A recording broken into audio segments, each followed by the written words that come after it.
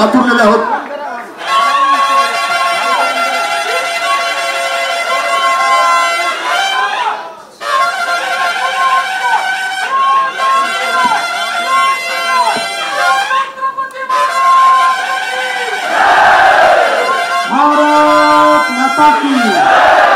भारत माता की, छत्रपती शिवाजी महाराज की, धर्मवीर छत्रपती संभाजी महाराज की जय भवानी, जय भवानी, जय जय जय जय जय भवानी,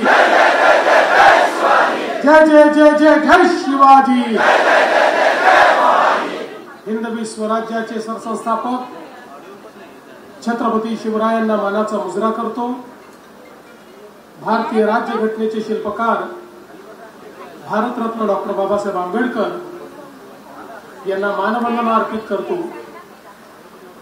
आज आपले लोकप्रिय आमदार स्नेहाताई दुबे यांच्या जनसंपर्क कार्यालयाच्या उद्घाटन प्रसंगी मंचावर उपस्थित असलेले आपल्या सर्वांचे लाडके आणि लोकप्रिय पालकमंत्री श्री गणेश नाईक जी, आपल्या पक्षाचे कार्याध्यक्ष रवींद्र चव्हाण जी, खासदार हेमंत सवराजी, ज्यांनी मागच्या काळामध्ये या वसईमध्ये इतिहास घडवला होता, ते विवेक पंडित जी, आणि अर्थातच त्यांच्याच संस्कारातून तयार झालेल्या आपल्या लोकप्रिय आमदार स्नेहाताई पंडित दुबे, आमदार निरंजन डावखरे, आमदार राजन नाईक, राणीताई द्विवेदी, प्रज्ञाताई पाटील, हेमंतजी म्हात्रे, राजारामजी मुळीक, निलेशजी तेंडुलकर, मंचावरील सर्व मान्यवर आणि माझ्या समोर बसलेले वसईच्या क्षेत्रामध्ये ज्यांनी क्रांतिकारी परिवर्तन घडवलं अशा सर्व कार्यकर्ता, नागरिक, भगिनी आणि बंधूंनो, मला अतिशय आनंद आहे की आज स्नेहाताईंच्या जनसंपर्क कार्यालयाचं उद्घाटन करण्याकरता या ठिकाणी मी आलो आहे। आज मुख्यमंत्री झाल्यानंतर पहिल्यांदाच आपल्यामध्ये येत असल्यामुळे मी आपले अतिशय मनापासून आभार मानतोय। आभार याकरता तर मानतो आहेच की आपल्या सर्वांच्या सदिच्छेमुळे, आशीर्वादामुळे पुन्हा एकदा महाराष्ट्रामध्ये महायुतीचं सरकार आलं आणि त्या सरकारमध्ये मुख्यमंत्री म्हणून काम करण्याची संधी मला मिळाली। पण त्याहीपेक्षा जास्त आभार आपले मानतोय की महायुतीचं सरकार येणार याबद्दल तर आमच्या मनात खात्री होतीच, पण आम्ही नजर लावून ठेवली होती की या ठिकाणी महायुतीच्या सरकारमध्ये या पालघर जिल्ह्यातनं विशेषतः वसई, विरार, नालासोपारा हा सगळा जो भाग आहे, या भागातनं नेमकं आमच्या सरकारमध्ये आपला प्रतिनिधी येणार आहे की नाही। तर आपल्या सगळ्यांचे मी मनापासून आभार मानतो की तुम्ही इतिहास घडवला। आमच्या स्नेहाताई असतील, आमचे राजन असेल, यांना अतिशय चांगल्या पद्धतीनं निवडणूक लढून आणि या भागात एक क्रांती घडवली आणि कमळ फुलवण्याचं काम हे तुम्ही सगळ्यांनी केलं। इतक्या वर्षामध्ये जी खंत आमची होती, लोकसभेत तर कमळ फुलायचं, पण विधानसभेतलं कमळ तिकडेच राहायचं, इकडे यायचंच नाही। पण आता इकडेही तुम्ही 2 कमळं फुलवली आणि त्यातून निश्चितपणे पुढचा आपला मार्ग हा सुकर करण्याचं काम तुम्ही केलं आहे। खरं म्हणजे पालघर जिल्हा, वसई विरार महानगरपालिका हा सगळा मुंबईचा एक प्रकारे बृहद अशा प्रकारचा एक्सटेंडेड अशा प्रकारचा भाग आहे। हा सगळा भाग गेल्या अनेक वर्षात खूप मोठ्या प्रमाणात डेन्सली पॉप्युलेटेड झाला आणि मोठ्या प्रमाणात लोक या ठिकाणी राहायला आले, लोकवस्ती वाढली। पण दुर्दैवाने ज्या प्रमाणात आणि ज्या वेगाने या भागामध्ये लोकवस्ती वाढली त्या वेगाने नागरी सोयी मात्र आपण वाढवू शकलेलो नाही, ही दुर्दैव आहे। आज क्षेत्र महानगरपालिकेचं असलं तरी देखील या क्षेत्रातल्या अनेक भागांमध्ये गेल्यानंतर आपण शहरात आहोत की खेड्यात आहोत असा प्रश्न आपल्याला पडावा, अशा प्रकारची परिस्थिती आहे। खरं तर योग्य वेळी हे नागरीकरण मॅनेज करण्याकरता आणि नागरीकरणाने क्रिएट होणारी व्हॅल्यू ही कॅप्चर करण्याकरता जर प्रयत्न झाले असते तर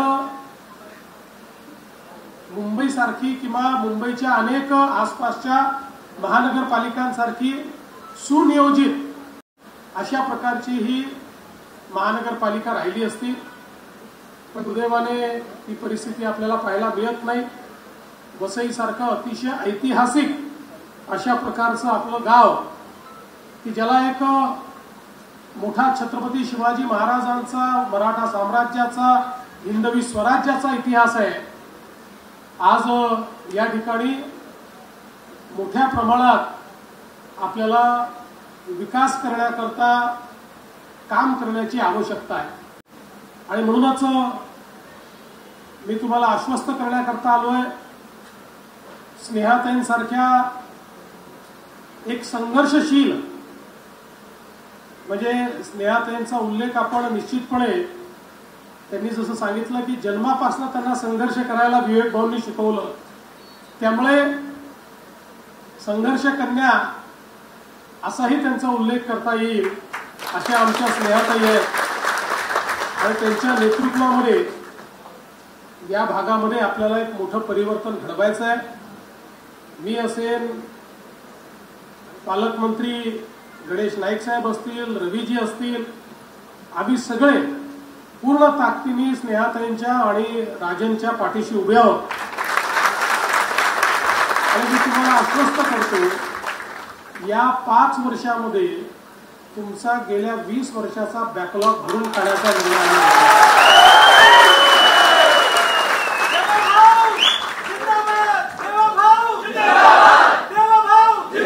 जिंदाबाद म्हणून चालणार नाही।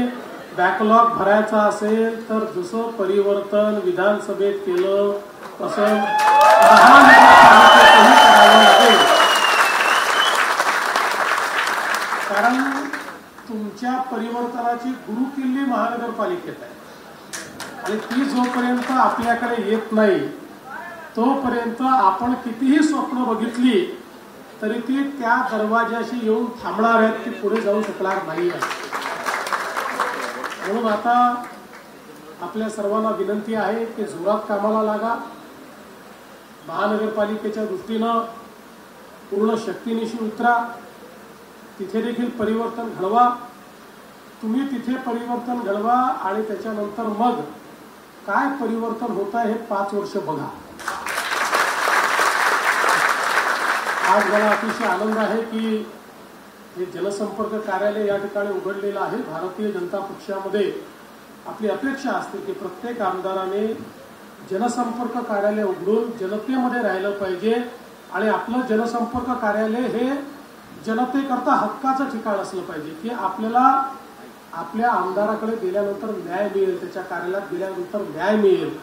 न्याय जर हवा असेल तर कुठे जायचं, तर या कार्यालयामध्ये गेलं तर आपल्याला न्याय मिळू शकेल, अशा प्रकारची भावना तयार झाली पाहिजे। त्यामुळे स्नेहाताई, तुमच्याकडनं देखील अपेक्षा माझी हीच आहे की आपलं कार्यालय हे जनतेचं कार्यालय असलं पाहिजे आणि या कार्यालयातनं सामान्य माणसाला त्या ठिकाणी न्याय, सामान्य माणसाच्या आशा आकांक्षा अपेक्षाची पूर्तता, त्यांच्या दुःखामध्ये एक फुंकर काम हे या आपल्या कार्यालयाच्या माध्यमातून व्हावं। मी आपल्याला आश्वस्त करतो की संपूर्ण प्रशासन हे तुमच्या पाठीशी उभं असेल आणि या कार्यालयातनं ज्याही न्याय गोष्टी प्रशासनाकडे जातील त्या गोष्टी प्रशासनाने पूर्ण केल्याचं पाहिजे अशा प्रकारचे आदेश निश्चितपणे त्यांच्याकडे नेण्याचं काम मी करेन. मग अशी आलो तेव्हा या ते भाऊ मला असं म्हणत होते की महानगरपालिकेतल्या कर्मचाऱ्यांचे अनेक प्रश्न आहेत, तेही प्रश्न आपण सोडवू, काळजी करू नका. कर्मचाऱ्यांची सोडू, नागरिकांची सोडू आणि या भागाला एक उत्तम अशा प्रकारचा भाग म्हणून आपण विकसित करू. मी स्नेहाताईंना अतिशय मनापासून या ठिकाणी शुभेच्छा देतो आणि त्यांनी या उद्घाटनाच्या कार्यक्रमाला मला निमंत्रित केलं त्याबद्दल त्यांचे आभार मानतो.